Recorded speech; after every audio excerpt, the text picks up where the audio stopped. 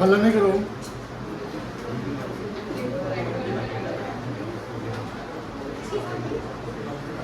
Accounting treatment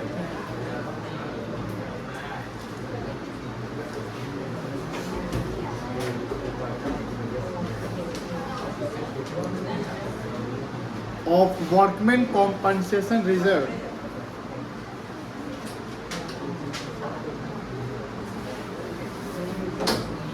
in different situations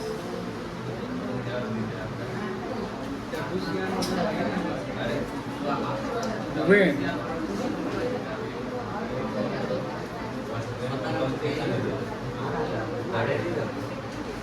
workmen compensation claim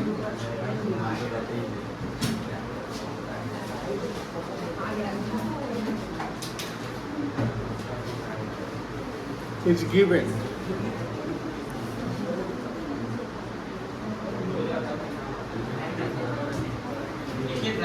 लिखो।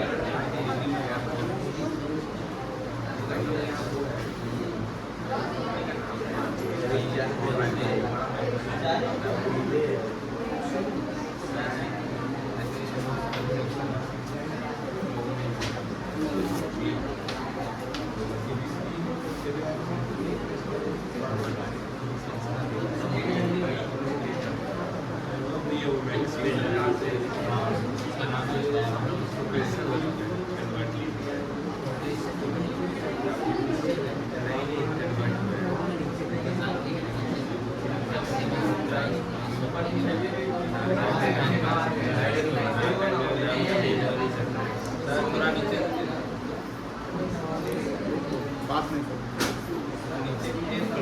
ये पीछे तीनों लिखो। नीचे कीजिए ना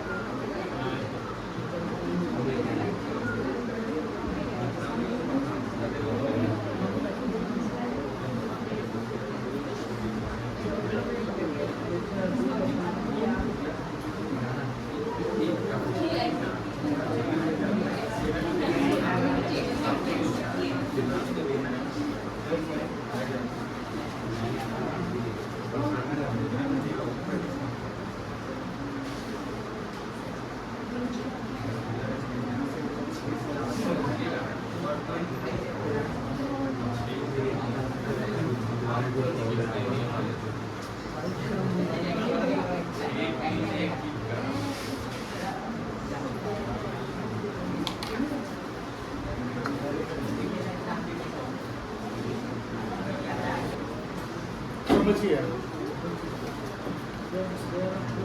एक छोटा सा कॉन्सेप्ट है। अकाउंटिंग ट्रीटमेंट ऑफ WCR, इसका फुल फॉर्म क्या है? Workman compensation result in different situations. Different situation, ये जो 4 सिचुएशन दिया हुआ आपका, when the workman compensation claim is given. ये एक एक्सट्रैक्ट बैलेंस शीट है। एक्सट्रैक्ट बैलेंस शीट बताए होंगे जो कंप्लीट बैलेंस शीट नहीं होता है। और इस एक्सट्रैक्ट बैलेंस शीट में वर्कमैन कॉम्पनसेशन जब लायबिलिटी साइड दिया हुआ 1 लाख रुपया, आप मुझे बताओ ये बैलेंस क्रेडिट होता है कि डेबिट होता है? क्रेडिट बैलेंस होता है। जब फर्म का रिकॉन्स्टिट्यूशन होता है, बातें नहीं करो, सुनो यहाँ पे, जब फर्म का रिकॉन्स्टिट्यूशन होता है तो WCR को पार्टनर्स के ओल्ड रेशियो में क्या करते हैं? डिस्ट्रीब्यूट कर देते हैं। और अगर पार्टनर डिसाइड करता है कि WCR कंटिन्यू होगा नए बैलेंस शीट में, तो उस समय क्या करते हैं? एडजस्ट करते हैं किसमें? गेनिंग एंड सेक्रीफाइसिंग में। यहाँ WCR फर्म के पास 1 लाख रुपया है और नीचे फर्म का रिकॉन्स्टिट्यूशन हो रहा है जहाँ लिखा हुआ है A and B are partners having PSR 3:2। तो ये जो 3:2 जो रेशियो है, ये ओल्ड रेशियो दिया हुआ है, ठीक है। And they decided to change the ratio as 2:1, और ये आपका रेशियो क्या दिया हुआ है? न्यू रेशियो दिया हुआ है। तो WCR अगर बांटना होगा तो हमको 3:2 में बांटना होगा। सवाल है कि how the above 4 cases will be solve. ऊपर का 4 केस कैसे सॉल्व होगा? केस 1 देखते हैं। यानी यहाँ पर इस सवाल में 4 केस, यानी WCR 1 लाख रुपया दिया हुआ, फर्म का रिकॉन्स्टिट्यूशन हो रहा है। केस 1 बोलता है कि when there is no claim, when there is no workman claim for compensation.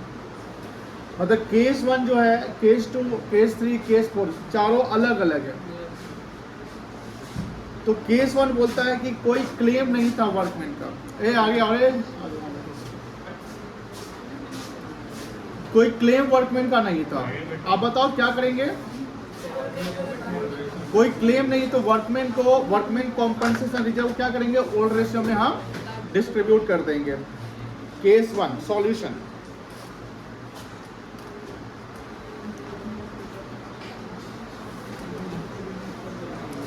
Since there is no claim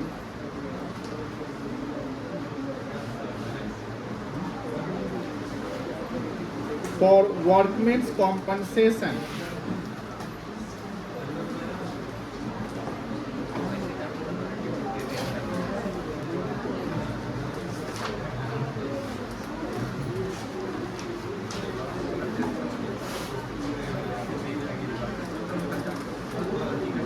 therefore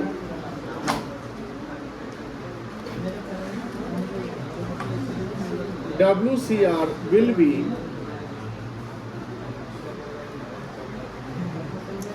distributed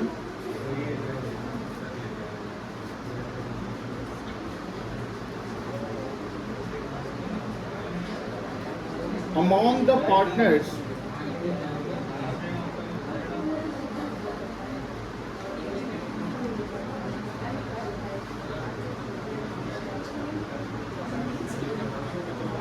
in the old PSR। क्या होगा? Journal entry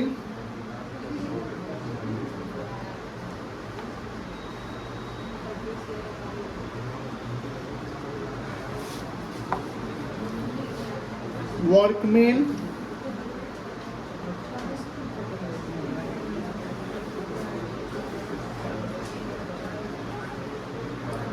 compensation reserve account debit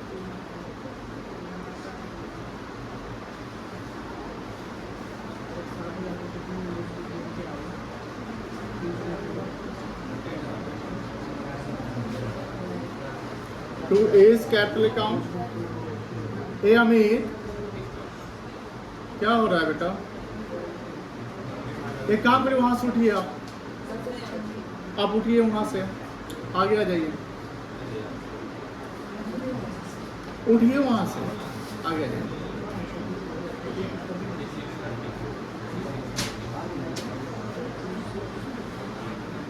bag वो लेकर आओ, साक्षी के साथ बैठो।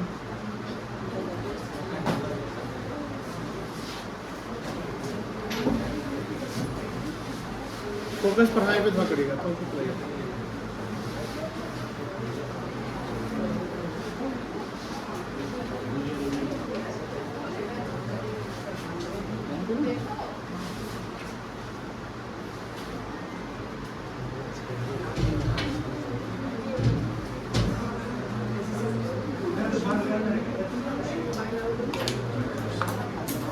Case 1 बनाइए।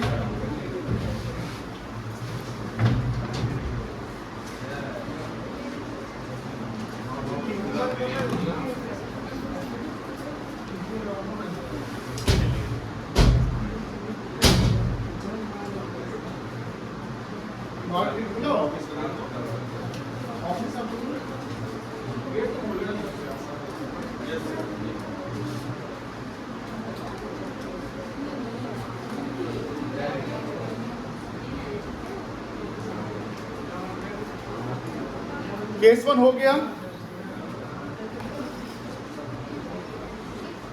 रुक जाइए, जो लिख रहे थे छोड़ दे, बाद लिख लीजिएगा। केस 1 हो गया आप लोगों का। केस 2 देखिए,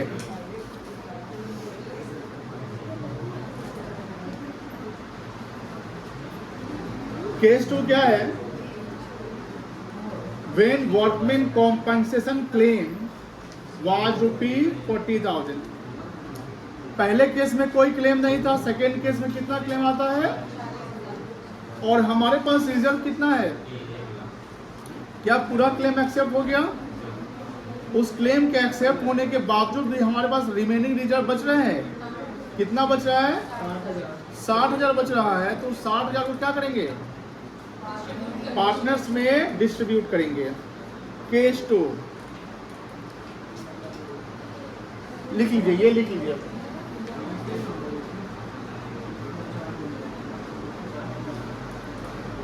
सिंस हाँ ओ पैसे तो हम डालेंगे थे, छूट गया है, सॉरी, यहाँ पे एक बी भी आ जाएगा। चलो एक यही सिर्फ किया है क्या, नहीं किया होगा, ये ओवर भी हो गया है। अरे बी को भी दे दो ना।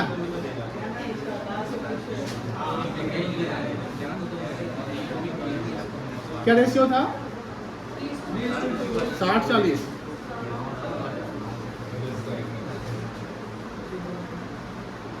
चलो since ₹40,000 is claimed for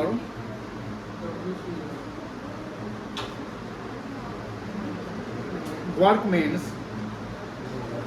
and it will be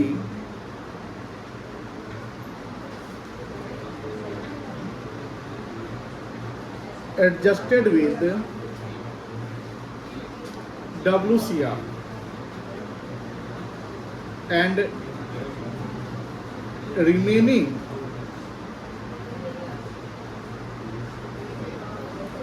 ₹60,000 of WCR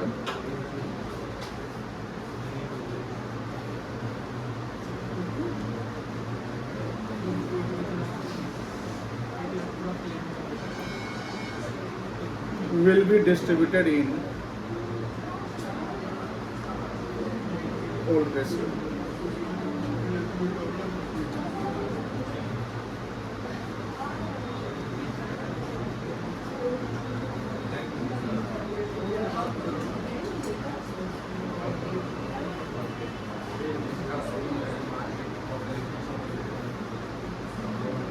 Workmen compensation reserve account debit 1 lakh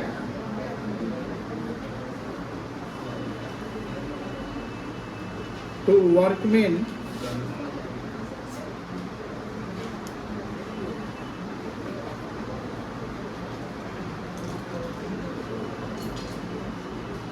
compensation claim account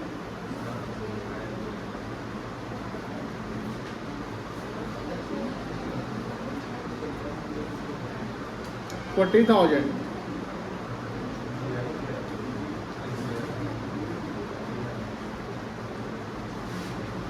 to A's capital account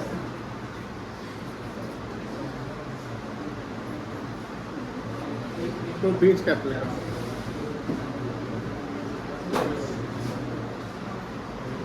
कितना आएगा,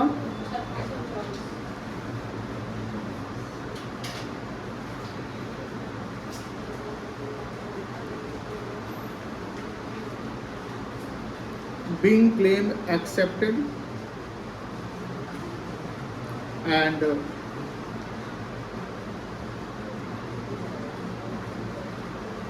remaining WCR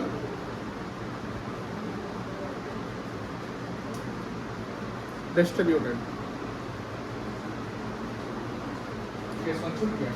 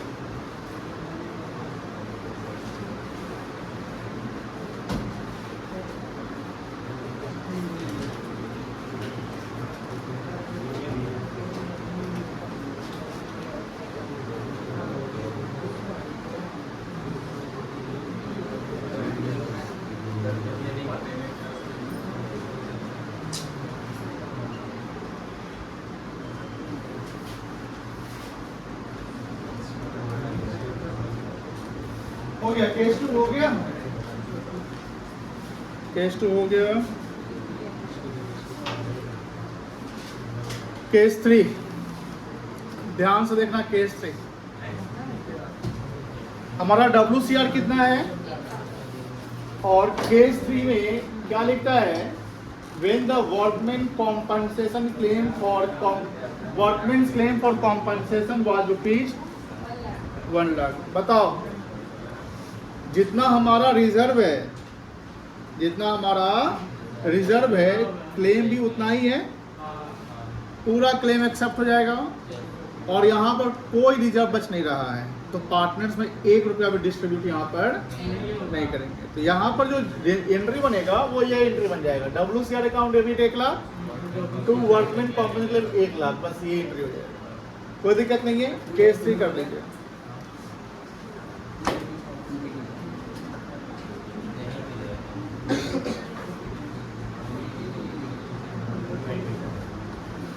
all amount of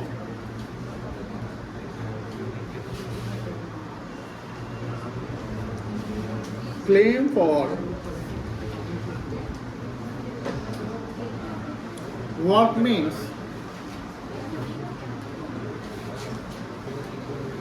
will be adjusted with WCR, that is rupees 1 lakh. No any WCR will be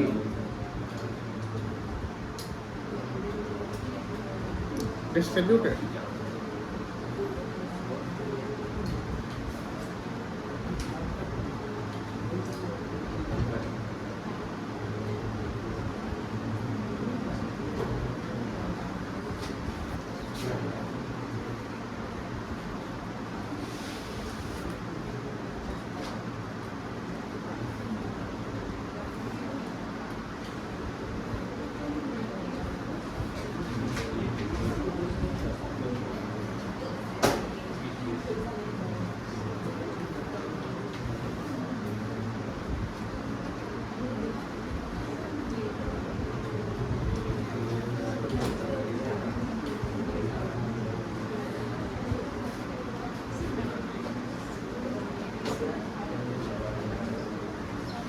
चलो 3 number case.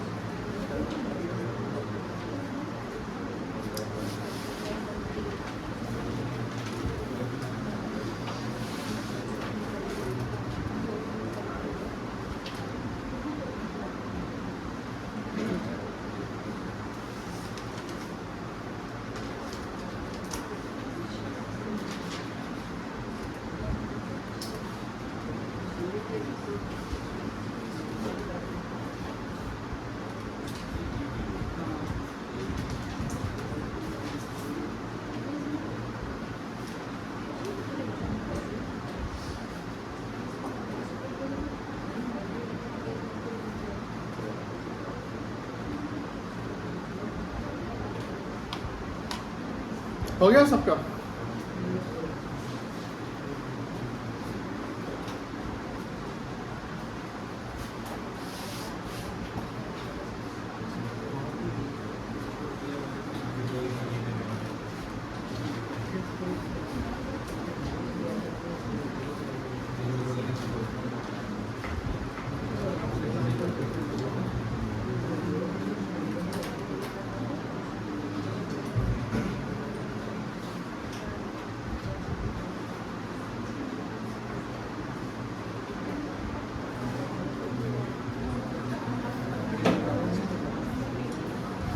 चलिए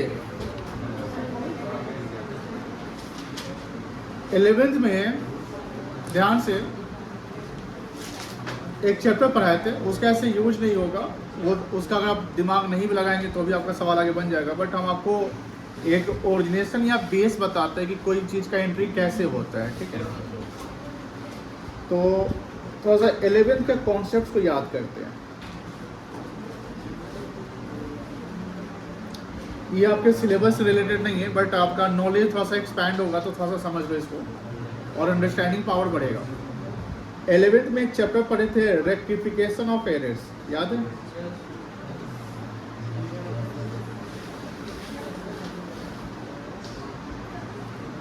वहां पर errors होने के 3 situation थे, जिसमें एक थर्ड सिचुएशन क्या था, याद है किसी को? When errors detected after preparation of final account बताए थे। After preparation of final account मतलब फाइनल अकाउंट में क्या बन चुका है? ट्रेडिंग अकाउंट, पीएल अकाउंट और बैलेंस शीट। अब उसके बाद अगर कोई एरर्स डिटेक्ट होता है, मान लो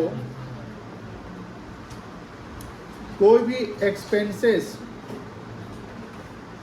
या कोई भी इनकम की बात हो, एक्सपेंस या इनकम की बात हो, जैसे अगर मेरा लायबिलिटी बढ़ रहा है, मेरा लायबिलिटी क्या है, तो हमारे लिए नुकसान है क्योंकि मुझे पे ज़्यादा करना पड़ेगा। अगर कोई भी एसेट्स घट रहा है तो ये भी हमारे लिए क्या है, नुकसान है। और इनकम में क्या था कि अगर कोई लायबिलिटी मेरा कम जा रहा है तो मेरे लिए थोड़ा सा फायदा है, मेरी लायबिलिटी कम गई है, या कोई एसेट्स जो है वो बढ़ रहा है तो मेरे लिए फायदा है। ये कॉन्सेप्ट हम लोगों को पढ़ना है अभी, ठीक है ना। अब बात ये कि सर अगर ये फायदा या नुकसान है तो इसका इम्पैक्ट कहाँ पड़ेगा, ये भी देखना है। इसका इम्पैक्ट जो है वो कहाँ पड़ेगा, तो कहीं ना कहीं इसका इम्पैक्ट पड़ेगा कहाँ पे, पीएल अकाउंट पे। कहाँ पड़ेगा, यानी प्रॉफिट एंड लॉस अकाउंट में पड़ेगा। अब प्रॉफिट एंड लॉस अकाउंट में पड़ेगा तो जो इनकम या एक्सपेंस है, जो एरर्स हो गई है, जो कोई लायबिलिटी मेरे बढ़ रहे हैं या घट रहे हैं, तो उसका हमको क्या करना पड़ेगा, बोलो, एडजस्टमेंट करना पड़ेगा। और एडजस्टमेंट के लिए हमें एक सेपरेट अकाउंट खोलना पड़ेगा जिसका नाम है पीएल एडजस्टमेंट अकाउंट। क्या नाम है? PL adjustment. PL adjustment account का एक दूसरा नाम भी हो सकता है यहाँ पे, जिसका नाम होगा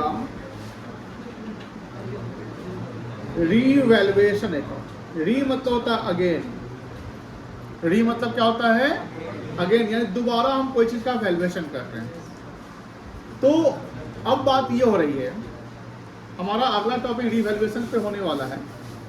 अब बात हो रही है कि अगर कोई भी लायबिलिटी या एसेट्स पे कोई वैल्यू चेंज हो रहा है और उसके लिए हमने कोई रिजर्व क्रिएट नहीं किया है या रिजर्व मेरा कम रहा है, उस केस में जो एक्सेस कोई क्लेम या कोई भी एसेट्स या कोई भी लायबिलिटी है तो उसका एडजस्टमेंट को करना पड़ेगा पीएल एडजस्टमेंट से, या उसी का दूसरा नाम क्या है, रीवैल्यूएशन से। अगर सवाल में कहीं बोलता है कि ओपन पीएल एडजस्टमेंट अकाउंट, तो ये कंफ्यूज मत होना कि रीवैल्यूएशन अलग है और पीएल एडजस्टमेंट अलग है। दोनों सेम ही है, पीएल एडजस्टमेंट और रीवैल्यूएशन सेम है। इसका यूज कब होता है, जब हम एसेट्स और लायबिलिटीज पे कोई चेंज करते हैं, यानी एसेट्स का वैल्यू अगर चेंज हो रहा है, जैसे फंड का रिकॉन्स्टिट्यूशन, ऑब्वियस बात है कि एसेट्स का हम रीवैल्यूएशन करते हैं। एसेट्स का क्या करेंगे, रीवैल्यूएशन, या लायबिलिटी का हम करेंगे रीअसेसमेंट। कोई लायबिलिटी मेरा कम रहा है, कोई लायबिलिटी बढ़ रहा है, कोई एसेट घट रहा है, कोई एसेट्स बढ़ रहा है, तो वह सारा इम्पैक्ट प्रॉफिट एंड लॉस पे पड़ता है। दैट्स व्हाई हम पीएल एडजस्टमेंट बनाते हैं और उसी का दूसरा नाम क्या है, रीवैल्यूएशन। कोई दिक्कत नहीं है। केस नंबर 4 को देखिए। केस नंबर 4 में क्या है कि जो क्लेम है वो कितने रुपए का है, 1,60,000। क्लेम है 1,60,000 का और हमारा रिजर्व कितना है।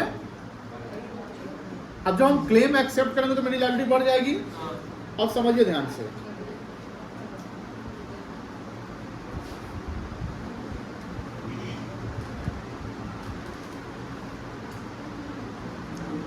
WCR हमारा 1 लाख रुपया है।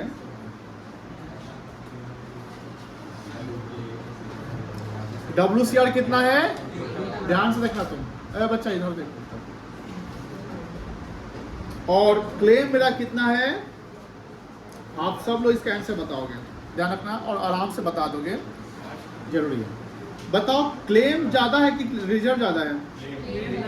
रिजर्व तो पूरा खत्म कर देंगे, ये रिजर्व पूरी इसमें यूज हो जाएगा। और मेरी लाइब्रेरी जो है 1,60,000 से बनने वाली है, रिजर्व खत्म हो गई 1 लाख, मतलब पार्टनर कुछ भी अब नहीं ले पाएगा। इसके बावजूद भी क्लेम कितना ज्यादा है? क्लेम मेरी लाइब्रेरी है, क्लेम मेरी क्या है? जब क्लेम एक्सेप्ट किया, जब तक पे नहीं किया, क्या है मेरे लिए? किसी लाइब्रेरी का बढ़ना फायदा है कि नुकसान है? आपको ज्यादा पे करना पड़ेगा फ्यूचर में, ये आपके लिए नुकसान का चीज है। अब बताओ कोई भी फायदा या नुकसान किस नेचर ऑफ अकाउंट के थ्रू एडजस्ट होगा? पर्सनल, रियल या नॉमिनल? नॉमिनल अकाउंट के थ्रू। केशव स्टैंड अप, बताओ नॉमिनल अकाउंट का रूल बताओ।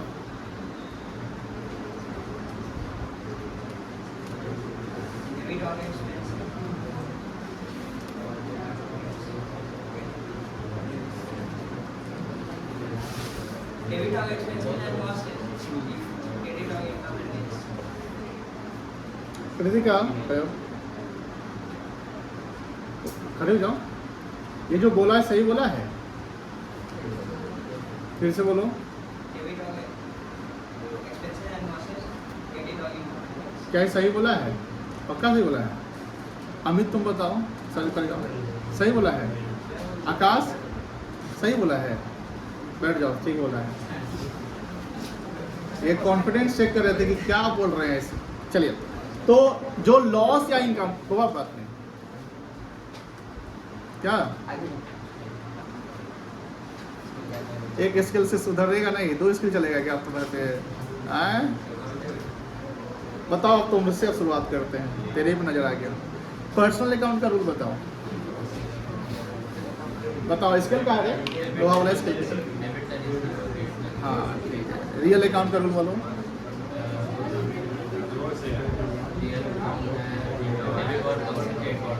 ठीक, तो फोकस करो, तो फिर नजर जा रहा है। चलो हाँ, यहाँ देखो, यहाँ प्लीज यहाँ देखिए ध्यान से। ये 60,000 मेरा लाइब्रेरी बढ़ रहा है। देखिए पूरा कॉन्सेप्ट क्लियर रखिए, क्योंकि ये सारे कॉन्सेप्ट आने वाले टॉपिक में खूब यूज होने वाले हैं। क्योंकि आगे जो है क्वेश्चन का साइज बड़ा हो जाएगा, आपके आंसर का साइज भी बड़ा हो जाएगा, क्योंकि उसमें revaluation, partners capital, balance sheet सब पढ़ना है। अभी आप इंडिविजुअल टॉपिक पढ़ रहे हैं, समझ पा रहे हैं? इंडिविजुअल टॉपिक मतलब गुडविल का ट्रीटमेंट, एक सवाल में गुडविल कर लिया, एक सवाल आया उसने रिजर्व कर लिया, एक सवाल आया WCR कर लिया, एक सवाल आया रेशियो कैलकुलेट किया। लेकिन जो आने वाले सवाल जो लॉन्ग टर्म होंगे उसमें क्या होगा? रेशियो भी होगा, गुडविल भी होगा, रिजर्व भी होगा, पार्टनर्स कैपिटल भी होगा, रिवैल्यूएशन भी होगा और बैलेंस शीट भी होगा। सब कॉन्सेप्ट्स होगा, इसलिए इंडिविजुअल कॉन्सेप्ट्स को पूरा क्लियर करें। तो यहाँ देखो ध्यान से, हमने ये जो बताया कि किसी लाइब्रेरी के बढ़ने से हमारे लिए नुकसान है और किसी एसेट्स के घटने से मेरे लिए नुकसान है। और इसके जब उल्टा कर दे कि लाइब्रेरी अगर घट गया तो मेरे लिए इनकम हो जाएगा, यहाँ एरो देख रहना, और अगर एसेट्स बढ़ जाएगा तो इनकम हो जाएगा। और ये कोई इनकम या एक्सपेंसेस, लॉस या गेन, ये सब नॉमिनल नेचर होता है। कौन सा नेचर होता है? नॉमिनल से रिजल्ट आता है प्रॉफिट या लॉस, एंड रिजल्ट ये आता है। क्योंकि नॉमिनल अकाउंट को हमेशा हम क्लोज करते हैं, हमने आपको बार बार बताया कि नॉमिनल अकाउंट को हमेशा क्लोज करते हैं। पर्सनल रियल क्लोज नहीं होता, उसका मतलब क्लोज होता है बट उसका CD रहता है, मतलब वो खत्म नहीं होता है, उसको बैलेंस शीट दिखाते हैं। अब बात होती है कि सर ये 60,000 रुपया है, ये कहीं ना कहीं लॉस है, और लॉस नॉमिनल जिसमें आपने बोला कि debit all expenses and losses. अब बात होती है कि जब लॉस है इसको हम क्या करेंगे? डेबिट करेंगे। तो इन विच अकाउंट, ये किस अकाउंट में डेबिट होगा? अब ये सवाल बनता है, आप मुझे बताओ। ये 60,000 रुपये जो लॉस हो रहा है, इसके लिए कौन सा अकाउंट हम हेड बनाएंगे? डेबिट मिल रहा है ऊपर में, कौन सा अकाउंट डेबिट? कोई नॉमिनल अकाउंट भी डेबिट होगा ना। आप जैसे वहां पढ़ोगे फंडामेंटल में, जब पीएल एप्रोप्रिएशन आता था, याद है ना, इंटरेस्ट और फंडामेंटल ये पढ़े थे। तो यहाँ पर बताओ, यहाँ देखो रिकॉन्स्टिट्यूशन में जब एसेट्स और लायबिलिटी का रीवैल्यूएशन या रीअसेसमेंट होगा तो वहां पीएल एप्रोप्रिएशन नहीं आएगा। पीएल एप्रोप्रिएशन का मीनिंग अलग होता है, रीवैल्यूएशन का मीनिंग अलग होता है, समझो ध्यान से, कंफ्यूज मत हो जाना। पीएल एप्रोप्रिएशन यूज होता है जब प्रॉफिट का बंटवारा पार्टनर्स के बीच में हम करते हैं, जहां पर वहां पर interest on capital, interest on drawing की बात करते हैं। रीवैल्यूएशन या पीएल एडजस्टमेंट का काम वहां होता है जहां एसेट्स और लायबिलिटी का रीअसेसमेंट या रीवैल्यूएशन करते हैं। अब जो होता है यहाँ डेबिट कौन होगा, क्या डेबिट होगा, बोलो जोर से, एक दो बच्चा बोल रहा है, क्या डेबिट होगा, पीएल या revaluation account, PL adjustment account या रीवैल्यूएशन अकाउंट को डेबिट करेंगे। क्या करेंगे, आप बात आ रही है सर डेबिट करेंगे तो कितना अमाउंट से करेंगे, 1 लाख से करेंगे कि 1,60,000 से करेंगे कि 60,000 से करेंगे, इतना सा हमारा नुकसान बन रहा है, 60,000 से करेंगे, कोई दिक्कत नहीं है। अब ये जो लॉस है कहीं ना कहीं अल्टीमेटली कौन बियर करेगा, पार्टनर बियर करेगा। तो पार्टनर को लॉस होगा तो पार्टनर से अकाउंट क्या होगा, डेबिट की क्रेडिट, डेबिट। और ये किससे रेस करेंगे, पीएल एडजस्टमेंट, तो पीएल एडजस्टमेंट को क्या करना पड़ेगा, सेकंड टाइम में क्रेडिट करके खत्म करना पड़ेगा। बहुत सिंपल सी बात है कि पीएल एडजस्टमेंट में हम उसको हम टू साइड में, सॉरी बाई साइड में डाल के खत्म कर देंगे। अब बात हो रही कि सर इसका एंट्री कराइए। एंट्री में जैसे आप जब देख रहे हो कि WCR हमारा कितना था, तो WCR अकाउंट डेबिट हो जाएगा 1 लाख रुपया, कोई दिक्कत नहीं है।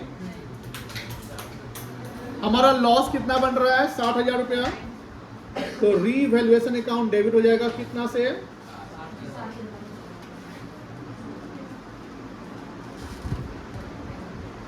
1,60,000 डेबिट हो गया टोटल, और 2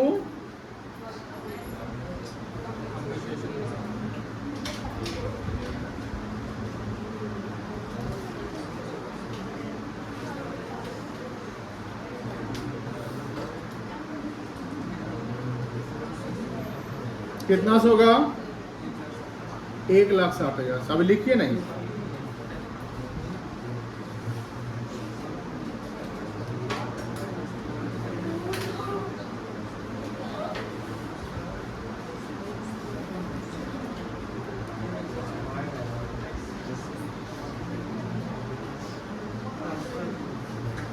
Being claim accepted and excess claim transfer to revaluation account। यहां देखो केस 4 में एक ही एंट्री नहीं बन रहा है। अभी जो रीवैल्यूएशन अकाउंट डेबिट, यहाँ जो ये एंट्री डेबिट हुआ है, रीवैल्यूएशन डेबिट हुआ है, ये लॉस है। इस लॉस को बियर काउंट करने वाला कौन होगा, तो अब इस लॉस को बियर करेगा पार्टनर, जिसके लिए एंट्री होगा एज कैपिटल अकाउंट डेबिट। इस बार रिजर्व न बच के आपके पास लॉस हो गया, तो लॉस तो वो पार्टनर ही सहेगा। एज कैपिटल अकाउंट डेबिट होगा,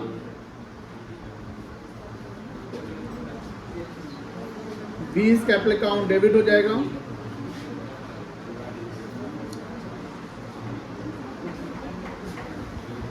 तो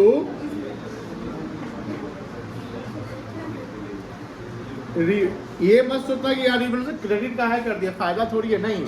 वो जो लॉस हुआ था डेबिट, यहाँ पर इसको खत्म, यहाँ पर खत्म कर रहे हैं, क्योंकि नॉमिनल अकाउंट हमेशा क्या होता है, क्लोज होता है। 60,000 क्या रे, कितना अमाउंट होगा,